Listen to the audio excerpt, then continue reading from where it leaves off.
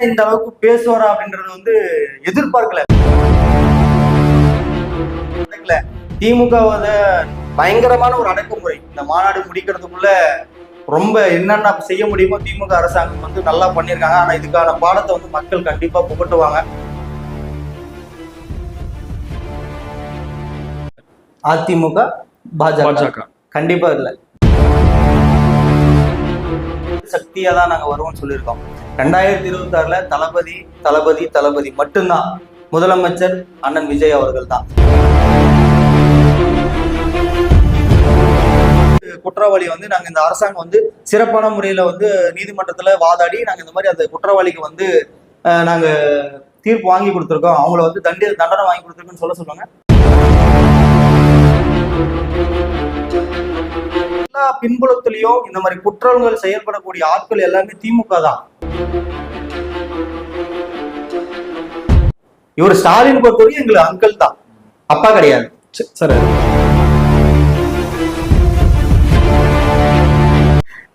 அதாவது நாம் தமிழர் சீமானம் பொறுத்த வரைக்கும் தாவேக்காவோ இல்ல அதனுடைய கூட்டணி கட்சியோ நாங்க அரசியல் இருக்கும்போது அவங்கள வந்து நாங்க ஒரு பொருட்டாவே எடுத்துக்கல. அதாவது சிங்கம் வந்து பசிச்சா மட்டும் தான் வேட்டையாடும், அது மாரி இந்த மாதிரி அழுகி போன பொருட்கள் எல்லாம் வந்து சாப்பிட மாட்டோம், நாங்க ஃப்ரெஷ் பீஸ் தான் பார்த்து அடிப்போங்கிறது தான் கரெக்டான இது. இதெல்லாம் வந்து பழுத்து அழுகி போய் கொட்டைய வந்து மண்ணுக்கு போற ஒரு ஒரு ஒரு நிலைமை தான் இருக்கு.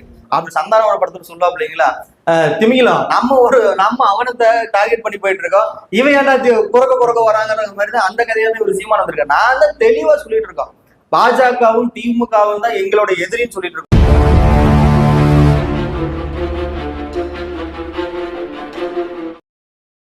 அனைவருக்கும் வணக்கம்.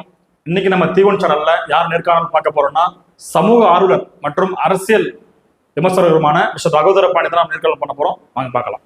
வணக்கம் சார். சார் வணக்கம். வணக்கம் சார். இன்னைக்கு மதுரை மாநாடு நடந்திருக்கு. அது நிறைய லட்சக்கணக்கான தொண்டர்கள் வந்து அதுல கலந்துருக்காங்க, பங்கேற்று இருக்காங்க. அதை வந்து 2026ல மிகப்பெரிய ஒரு மாற்றத்தை கொண்டு வந்து நினைக்கிறீங்களா நீங்க? கண்டிப்பா. நீங்க மாநாடு பாத்தீங்களா? பார்த்தேன். அண்ணன் எப்படி பேசியிருந்தாரு? நல்லா பேசியிருந்தாரு. சிறப்பான ஒரு மாநாடு தான். அதாவது நாங்களே கட்சியுடைய நிர்வாகிகளே வந்து நாங்க அதை எதிர்பாராத ஒரு மாநாடு தான். உண்மையாலுமே அண்ணன் இந்த அளவுக்கு பேசுவாரா அப்படின்றது வந்து எதிர்பார்க்கல. நாங்களே வந்து ரொம்ப அப்படியே பூரிச்சு போய் அது அந்த இதுல இருந்து அந்த சந்தோஷத்துல இருந்து எங்களால இன்னும் வெளியே வர முடியல. அந்த மாதிரி ஒரு சூழ்நிலை. அண்ணன் 2026ல கண்டிப்பா தளபதி தான், அண்ணன் தான், விஜய் தான் ஆட்சி அமைப்பாரு, அண்ணன் தான் முதலமைச்சர் ஆகும் அவரு. அதுக்கு உண்டான முழு முயற்சியும் நாங்க தாவிக தொண்டர்களும் அவருடைய கூட்டணி கட்சிகளும் எல்லாமே நாங்க பயங்கரமான ஒரு முள்ள உழைச்சி அவரை வந்து 2026ல ஆட்சிக்கு அமர வைக்கணும் அப்படின்றது ஒரு நிலைப்பாட்டுல இருக்கும். கண்டிப்பா. Okay sir. சார் இப்போ 2024 அதாவது போன வருஷம் வந்து நீங்க முதல் மாநாடு விக்கிரவாண்டியில போட்டிருந்தீங்க. அந்த மாநாட்டுக்கும் இன்னைக்கு நம்ம மதுரையில போட்ட மாநாட்டுக்கும் ஏதாவது வித்தியாசம் இருக்குன்னு கண்டிப்பா. ரெண்டுமே வந்து பாத்தீங்க அப்படின்னா ஒரு பிரம்மாண்டமான மாநாடு தான் நான் சொல்லுவேன். அதாவது அந்த மாநாட்டுல வந்து வர முடியாத ஒரு இளைஞர்கள், மக்கள், மகளிர் எல்லாம் வர முடியாத ஒரு சூழ்நிலை இருந்தது. ஏன்னா விக்கிரவாண்டியில முதல் மாநாடு அப்படிங்கும் போது எவ்வளவு கூட்டங்கள் வரும், பேருந்து வசதி எங்க, இடம் எல்லாம் என்ன, இது அவங்க கட்சியோட நிலைப்பாடு எல்லாம் தெரியாம மக்கள் நிறைய இருந்தாங்க. இந்த மாநாடு முடிஞ்சதுக்கு அப்புறம் நம்மளுடைய அண்ணனுடைய ஒவ்வொரு மூமெண்ட்டும் எல்லாமே பார்த்துட்டு அப்புறம் என்ன பண்ணாங்க, இந்த 2வது மாநாட்டுல கண்டிப்பா ஏகப்பட்ட மக்கள் திரண்டாங்க. லட்சக்கணக்கான மக்கள். கூட்ட நெரிசல்ல இருந்து வெளியே வர முடியல, சிக்கல் ஏகப்பட்ட. நாங்களே போயிட்டு ஒன்றும் முடியல. பயங்கரமான ஒரு கூட்டம், பயங்கரமான அண்ணனுடைய ஸ்பீச், அதெல்லாம் பார்த்துன்னு அப்படியே புல் அரிக்குதுங்க உண்மையாலுமே. லாஸ்ட் டைம் வந்து விக்கிரவாண்டி மாநாட்டுல வந்து நிறைய பேருக்கு வந்து தண்ணீர் வசதி கூட இல்லாம இருந்தாங்க அப்படின்னாங்க. இங்கேயும் அப்படிதான் சில பேர் இந்த ட்ரோன்ல எல்லாம் தண்ணி கேட்கறாங்கிற மாதிரி காட்சிகள். இல்ல. அதாவது இது வந்து தப்பு. நான் என்ன சொல்றேன்னா, ஆல்ரெடி வந்து விக்கிரவாண்டியில வந்து பாத்தீங்க அப்படின்னா எவ்வளவு மக்கள் வந்து கூடுவாங்க அப்படின்றது வந்து எங்களுக்கே தெரியாது. லட்சக்கணக்கான நாங்க எதிர்பாராத மக்கள் கூடணும். அந்த ஒரு காரணத்தினால எங்களால போதிய அளவு தண்ணீர்கள் வந்து நாங்க ஏற்பாடு பண்ணியிருந்தோம். ஆனா போதிய அளவு தண்ணி வந்து அப்போது வந்து எங்களால கொடுக்க முடியல. இவ்வளவு தொண்டர்கள் வருவாங்க அப்படின்றத நாங்க எதிர்பார்க்காதனால அந்த இது பண்ண குறைஞ்ச அளவு மட்டும் நாங்க தயார் பண்ணி வச்சிருந்தோம். ஆனா இந்த நிலை மாறும்னு சொல்லிதான் இப்ப 2வது மாநாட்டுல வந்து நிறைய தண்ணீர்கள் அங்கங்க பைப்பு எல்லாமே அமைச்சுதான் இது எல்லாமே பண்ணி தான் நம்ம தெளிவான ஒரு முறையில் தான் பண்ணியிருந்தது. கண்டிப்பா சார். இப்போ அடுத்தது இந்த மாநாட்டுக்கு வந்து 50% பேர் தான் வந்திருந்தாங்க. சில பேரால வந்து வர முடியல, வழியிலே பிளாக் பண்ணி வேற வழியில அனுப்பி விட்டாங்க. ஆமா, இதுங்கிற மாதிரி இல்ல அதாவது சர்ச்சையான சொல்றாங்க. 50% எல்லாம் கிடையாது. அதாவது எனக்கு தெரிஞ்சு 80% எல்லாமே வந்துட்டாங்க. நீங்க சொன்ன மாதிரி எல்லாமே பிளாக் பண்ணி வச்சிருந்தாங்க. மாதிரி நிறைய அந்த திமுகவுடைய அரசாங்கத்துடைய வேலையெல்லாம் நிறைய நடந்தது. காவல்துறையை வச்சு அங்கங்க பிளாக் நடந்தது அப்படிங்கிறீங்க. நேரடியாவே நடந்தது. எங்க எப்படி மறைமுகமான நடக்கல.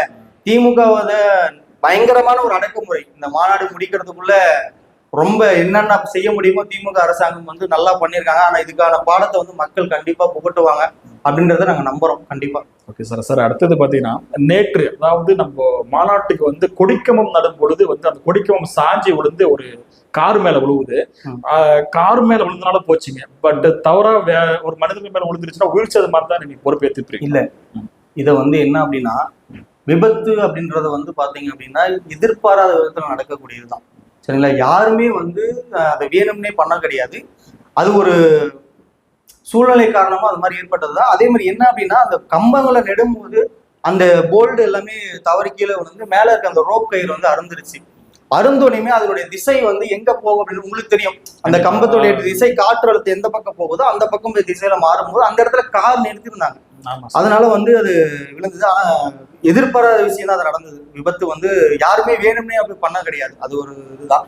அதே மாதிரி அந்த விபத்து ஏற்பட்ட காருக்கு வந்து அண்ணன் வந்து அது என்ன பண்ணி தரேன்னு சொல்லி அண்ணனே போன்ல பேசி தளபதி விஜய் அவர்களே அண்ணன் போன்ல பேசி டைரக்டா பேசி அவருக்கு உண்டான இது என்ன பண்ணி தரணும்னு சொல்லி அண்ணன் சீட்டில் நிர்மகுமார் அவர்களும் நேரில் வந்து பார்த்து எல்லாமே விசிட் பண்ணி பார்த்துட்டாங்க. பார்த்து அவருக்கு உண்டான எதுவும் பண்ணி தரேன்னு சொல்லியிருக்காங்க. பண்ணிடுவாங்க, கண்டிப்பா பண்ணிடுவாங்க, பண்ணாம இருக்க மாட்டாங்க. கண்டிப்பா சார். இப்போ நம்ம தலைவர் தளபதி அவர்கள் வந்து கொள்கை எதிரி வந்து பாஜகவும் அரசியல் எதிரி வந்து திமுகவும் சொல்லிட்டு சொல்லியிருக்காரு. அதை வந்து நீங்க எப்படி இது வந்து இப்ப சொல்லல.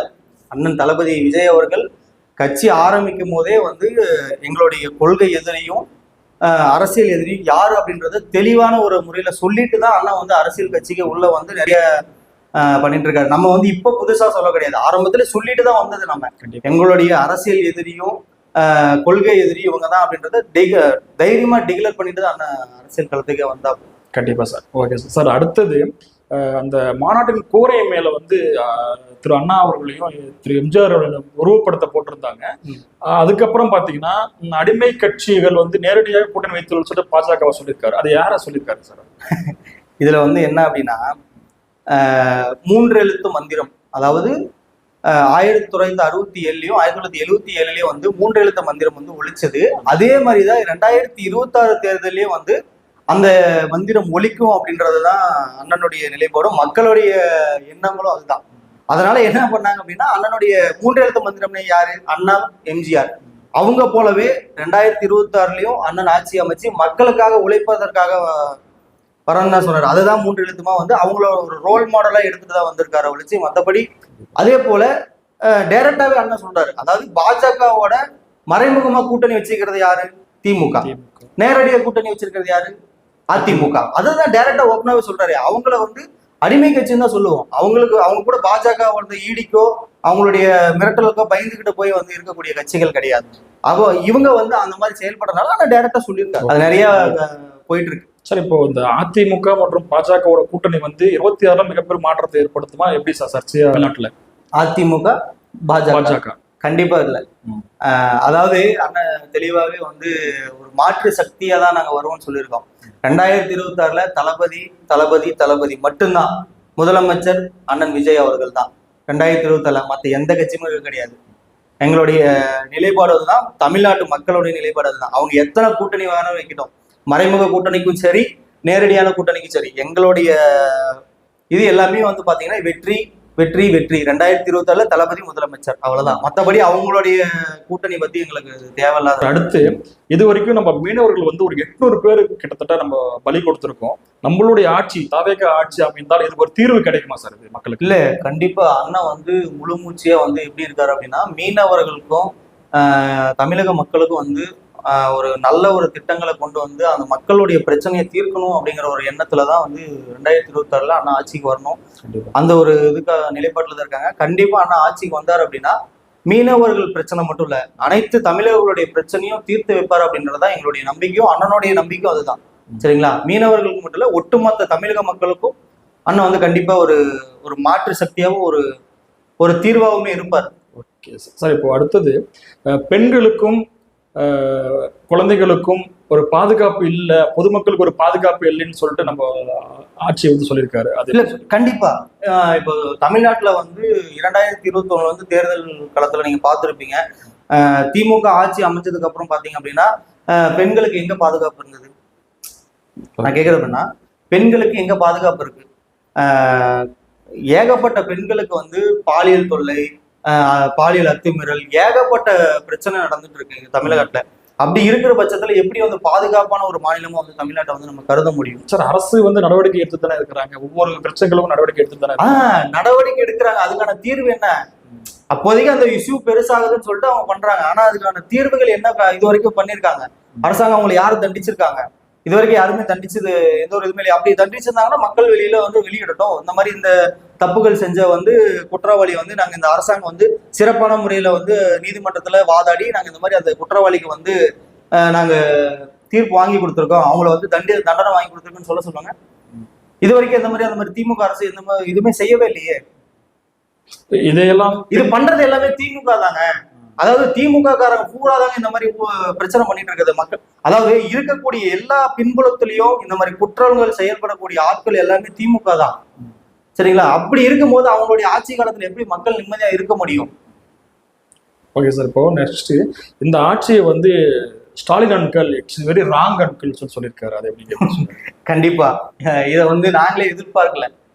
அண்ணா மாநாட்டுல வந்து இந்த மாதிரி பேசுவாரு அப்படின்றதெல்லாம் நான் பண்ணல. ஆனா கரெக்டா பேசியிருக்காரு. அவர் அங்கிள் தானே. அதாவது நம்ம வந்து ஒரு ஏஜ் பர்சன் 50 வயசுக்கு மேல இருக்கிறவங்க வந்து நம்ம என்ன சொல்லுவோம்? நம்ம அப்பா கூட பிறந்தவங்களா இருந்தா இல்ல வேற யாரும் கூட பிறந்தவங்களா இருந்தா நம்ம என்ன சொல்லுவோம்? பெரியப்பான்னு சொல்லுவோம், இல்ல சித்தப்பான்னு சொல்லுவோம். அவரை நாங்க அப்பாவை ஏத்துக்கல, நாங்க வந்து அங்கிளா தான் பாக்குறோம். அதனால அண்ணன் வந்து அங்கிளா தான் சொல்லியிருக்காரு. அப்போ நாங்க ஸ்டாலின் அங்கிள் தான் சொல்லுவோம். அப்பான்னு சொல்ல முடியுமா? நம்ம அப்பான்றத நம்ம வீட்டுல இருக்கிறவரும் அப்பான்னு நம்ம சொல்லுவோம். ஒண்ணு நீங்க எங்களுக்கு பெரியப்பான்னு சொல்லுங்க, இல்ல சித்தப்பான்னு சொல்லுங்க. நாங்க எப்படி உங்களை அப்பான்னு சொல்ல முடியும்? அது வந்து உறவு முறையே மாறும்ல. அந்த ஒரு இதுதான் சொல்லுவோம். அப்போ நாங்க வந்து இப்ப 3வது மனுஷனா இருக்கவங்களை வந்து நாங்க என்ன சொல்லுவோம்? இப்போ ரோட்ல ஒருத்தர் இருக்காரு, என்னுடைய அக்கா இருக்காங்க, அவங்களுக்கு வந்து நம்ம வந்து அவங்களுக்கு நான் அண்ணனா இருக்கும்போது அந்த குழந்தையில என்ன சொல்லுவோம்? நம்மள அதான் அங்கிள் தான் சொல்லுவோம். அங்கிள் தான் சொல்லுவோம். அதே மாதிரிதான் இவர் ஸ்டாலின் பொறுத்தவரைக்கும் எங்களுக்கு அங்கிள் தான், அப்பா கிடையாது. சார், இப்போ உங்க வழியிலேயே நம்ம சொல்றோம். இப்போ நீங்க ஒரு ஏஜ் பர்சனுங்கிறதுனால நீங்க அப்படி சொல்றீங்க. இப்போ தலைவர் விஜய் அவர்களுக்கும் 50+ இருக்குன்னு நினைக்கிறேன். அவரை நீங்க அங்கிள் ஏத்துக்குவீங்களா? இல்ல, அதுதான் அண்ணன் தெளிவா டிக்ளேர் பண்ணிருக்காரு. அவரும் தானே சொல்லியிருக்காரு தெளிவா. அண்ணன் சொன்னாரு மாநாட்டுல, நீங்க நோட் பண்ணீங்களா? இங்க இருக்கக்கூடிய ஒவ்வொருத்தரும் ஒவ்வொரு மகளிரும் என்னுடைய தங்கச்சி தான். இங்க இருக்கக்கூடிய ஒவ்வொருதும் என்னோட அண்ணன் தான், என்னோட தம்பி தான். நான் வந்து யாருக்கும் பெரியப்பா சித்தப்பான்லாம் அவர் சொல்லவே இல்லை. மாமா, தாய் மாமான்னு சொல்லியிருக்காரு. அந்த உறவை யாரும் தர முடியுமா? அண்ணன் தளபதி மட்டும் தான் கொடுத்துருக்காரு அந்த உறவை. நீங்களும் சொல்லுங்க, நீங்க டிக்ளேர் பண்ணுங்க. ஆமா, எங்க அண்ணன் சொன்ன மாதிரி அவரு ஸ்டாலின் அங்கிள் சொல்லுங்க. நானும் அங்கிள் தான், நானும் ஏஜ் பர்சன் ஆயிட்டேன், எனக்கு அங்கிள் சொல்லுங்க. எங்க அண்ணன் தெளிவா சொன்னார்ல, ஸ்டேஜ்ல ஓப்பன் ஸ்டேஜ் சொல்றாரு, இங்க இருக்கக்கூடிய எல்லா தாய்மார்களுக்கும் எல்லாருமே என்னோட தங்கச்சி தான், நான் வந்து அவருடைய தாய் மாமன்னு சொன்னாரு. தாய் மாமா உறவு தான் அங்கிள், அவரு தான் ஓப்பனா சொல்லியிருக்காரு. நானும் அவங்களுக்கு அங்கிள் தான் சொல்லியிருக்காரு. இதுல பாத்தீங்கன்னா சிலர் வந்து ரிட்டையர்மெண்ட் ஆகியும் தற்சமயம் தற்காப்பதுக்காக வந்து அரசியல் வந்திருக்காங்கன்னு சொல்லிட்டு ஒரு மறைமுகமா பேசியிருப்பாரு. அது என்ன எப்படி சொல்றீங்க? இல்ல, இது வந்து என்ன சொன்னார் அப்படின்னா, மற்ற சினிமா ஆக்டர் மாதிரி ஃபீல்ட் அவுட் ஆயிட்டு, இதை நீங்க கேட்ட கொஸ்டினை நான் மறுபடியும் உங்களுக்கு நான் சொல்றேன். என்ன சொன்னார் அப்படின்னா, நான் வந்து மாநாட்டுல தெளிவா சொல்லியிருப்பாரு, ஃபீல்டுல இருக்கும் போது தான் நான் வந்திருக்கேன், எனக்கு ஃபீல்ட் அவுட் ஆகி நான் வரல. மற்ற பிரபலங்கள் மாதிரி ஃபீல்ட் அவுட் ஆயிட்டோ ஏஜ் ஆயிட்டோ நான் வந்து அரசியலுக்கு வரல, நான் உச்சியில் இருக்கும் போதே நான் வந்து அரசியலுக்கு வந்திருக்கேன் அப்படின்றதான் தெளிவா சொல்லியிருக்காப்ல. மற்றபடி வேற எதுவும் சொல்லல. அடுத்தது பாத்தீங்கன்னா, நாம் தமிழர் கட்சி ஒருங்கிணைப்பாளர் திரு சீமான் அவர்கள் வந்து நம்மளுடைய தளபதி விஜய் அவர்களையும் தொண்டர்களையும் வந்து அடிக்கடி சில மேடைகளை வந்து தாக்கி பேசுறாரு. அப்படி இருக்கும் வகையில இன்னைக்கு நம்ம இந்த மாநாட்டுல வந்து ஒரு சில வார்த்தை கூட பேசவே இல்லை அவர் தலைவர் தளபதி விஜய் அவர்கள். அதாவது நாம் தமிழர் சீமான் பொறுத்த வரைக்கும் தாவேக்காவோ இல்லை அதனுடைய கூட்டணி கட்சியோ நாங்கள் அரசியல் இருக்கும்போது அவங்கள வந்து நாங்கள் ஒரு பொருட்டாவே எடுத்துக்கல. அவர் பாடல கத்திட்டு இருக்காரு, கத்துட்டோம் அப்படின்னு சொல்றது. அது அண்ணனுடைய ஸ்டார்டிங் ஸ்பீச்லேயே வந்து பார்த்துருப்பீங்க. அண்ணனுடைய மாநாட்டினுடைய முதல் ஸ்பீச்லேயே வந்து சொல்லியிருப்பாங்க. அதாவது சிங்கம் வந்து பசிச்சா மட்டும் தான் வேட்டையாடும், அது மாரி இந்த மாதிரி அழுகி போன பொருட்கள் எல்லாம் வந்து சாப்பிட மாட்டோம், நாங்கள் ஃப்ரெஷ் பீஸை தான் பார்த்து அடிப்போங்கிறது தான் கரெக்டான இது. இதெல்லாம் வந்து பழுத்து அழுகி போய் கொட்டையை வந்து மண்ணுக்கு போற ஒரு ஒரு நிலைமை தான் அவருக்கு. அப்படி இருக்கிற ஒரு பட்சத்துல வந்து நாங்க எப்படி போய் அவரை போய் தாக்க முடியும்? எங்களுடைய கொள்கை நான் என்ன கேட்கிறேன் அப்படின்னா, நாங்க தான் தெளிவா நாங்க டிக்ளேர் பண்ணிருக்கோம், தெளிவா சொல்றோம். எங்களுடைய அரசியல் எதிரியும் கொள்கை எதிரியும் நாங்க பிஜேபியும் திமுகவும் நாங்க விமர்சனம் பண்றோம். நாங்க அவங்க கூட சண்டை போட்டுட்டு இருக்கோம். இவரு சும்மா நான் தான் ஏற்கனவே உங்களுக்கு இவரு சந்தானோட படத்துல சொல்லுவா இல்லைங்களா, திமிங்கலாம் நம்ம அவனை டார்கெட் பண்ணி போயிட்டு இருக்கோம், இவன் ஏன்னா குறக்க வராங்கிற மாதிரி தான் அந்த கதையா தான் இவர் சீமான் வந்திருக்கேன். நான் தான் தெளிவா சொல்லிட்டு இருக்கோம், பாஜகவும் திமுகவும் தான் எங்களோட எதிரின்னு சொல்லிட்டு இருக்கோம். நீங்க வந்து சும்மா வந்து நானும் இங்க இருக்கேன் நானும் இருக்கேன்னு அது வேணாம். சீமான் பொறுத்த வரைக்கும் ஒரு தரம் தாழ்ந்த ஒரு அரசியல்வாதி தான் நாங்க சொல்லுவோம். அவர் வந்து ஒரு அரசியல் ஃப்ரேமுக்காக வந்து தாக்கி, அதாவது இன்னொரு விஷயம் என்னன்னா, இப்ப வந்து தெளிவா இருக்காங்க அரசியல்வாதி எல்லாம் என்னன்னா அப்படின்னா, விஜய் அண்ணனை வந்து தாக்கி பேசினா அவங்களுக்கு ஒரு ஃப்ரேம் கிடைக்கும் அப்படின்றத ஒரு நிலைப்பாட்டுல இருக்காங்க. சரிங்களா? அப்ப அதனால என்ன பண்றாங்கன்னா, அண்ணனை விமர்சிச்சா மக்கள் பார்ப்பாங்க, நம்மள வந்து ரசிப்பாங்க அப்படின்னா, இது வந்து முற்றிலும் ஒரு முட்டாள்தனமான ஒரு அரசியல் தான் நான் சொல்லுவேன். கண்டிப்பா சார். சார் இப்போ நீங்க சொல்ற மாதிரியே கூட இருக்கலாம் சார். இப்போ இன்னைக்கு நடந்த மாநாட்டுல வந்து தொண்டர்கள் மத்தியில வந்து சீமான் ஒழிகன்னு சொல்லிட்டு சொல்லியிருக்காரு. அதுக்கு நாம் தமிழர் கட்சியின் ஒருங்கிணைப்பாளர் வந்து சீமான் அவர்கள் வந்து அது நல்லதான், எனக்கு வந்து அது நாங்க பப்ளிசிட்டி மாதிரி தான் அப்படி எடுத்துக்கிற அப்படிங்கிற மாதிரி சொல்லியிருக்காரு. அதை பத்தி என்ன சொல்றீங்க? இல்ல, கண்டிப்பா இது வந்து அண்ணன் வந்து தாவேக்க வந்து என்ன சொல்லியிருக்காரு அப்படின்னா, எந்த கட்சியும் வந்து நீங்க விமர்சனம் பண்ண வேணா, யாரையுமே இதுனா நம்மளுடைய எதிரியும் நம்மளுடைய கொள்கை எதிரியும் வந்து நீங்க உங்களுக்கு யாரும் அடையாளம் தெரியும், அவங்கள விமர்சனம் பண்ணுங்க, அவங்கள பேசுங்க, எல்லாமே பண்ணுங்க. இதை வந்து சீமான் ஒழிக அப்படிங்கும் போது என்ன சொல்றாங்க அப்படின்னா, அந்த இப்போ நம்மளே கூட இருக்கோம், இப்ப நம்ம வீட்டுல இருக்கவங்களை வந்து நம்ம திட்டினா நமக்கு என்ன கோவம் வரும்? கண்டிப்பா யாரா இருந்தாலும் அந்த கோவம் வரதான் செய்யும். அப்படி இருக்கும் போது சீமான் ஒழிக அப்படின்றது வந்து ஒரு தவறான விஷயம் கிடையாது. ஆனா உண்மையாலுமே அவரெல்லாம் வந்து ஒரு அரசியல்ல வந்து ஒரு இந்த மாதிரி கீழ்த்தனமா இருப்பாரு, கீழ்த்தனமான அரசியல் செய்வாரு அப்படின்றது வந்து யாருமே எதிர்பார்க்கல. இந்த மக்கள் வந்து சீமானை வந்து முற்றிலும் புறக்கணிச்சுட்டாங்க. ஓகே, கண்டிப்பா. சரி, இப்போ இது வரைக்கும் வந்து சுதந்திர போராட்ட தியாகிகள் மற்றும் அரசியல் தலைவர்கள் வச்சு நம்ம போட்டிட்டு இருந்தாரு. இப்ப புதுசா அந்த மேற்கூரையின் மேல வந்து அண்ணாவையும் தலைவர் எம்ஜிஆர் அவர்களையும் வந்து கொண்டு வந்திருக்காரு புதுசா. அதை பத்தி எப்படி சொல்றேன்? ஆமா, இதுதான் நிறைய ஊடகத்துல கேட்டாங்க. இப்ப சமீபத்துல இது ஒரு சர்ச்சையாவே போயிட்டு இருந்தது. இதுல என்ன அப்படின்னா, 5 தலைவர்களையும் வந்து அண்ணன் வந்து கொள்கை தலைவரா வந்து அறிவிச்சிட்டாங்க. 5 தலைவர்களுடைய பேர் எல்லாமே உங்களுக்கு தெரியும், நம்ம எல்லாமே டிக்ளேர் பண்ணி சொல்லிட்டோம். புதுசா ஏன் அண்ணன் படங்களையும் எம்ஜிஆர் படத்தையும் ஏன் வந்து நீங்க பயன்படுத்துறீங்க, அவருடைய கூரையில மாநாடு கூரையில ஏன் நீங்க வந்து போடுறீங்க அப்படின்ற மாதிரி நிறைய விஷயங்கள் கருத்துக்கள் எல்லாமே பரவிட்டு இருக்கு.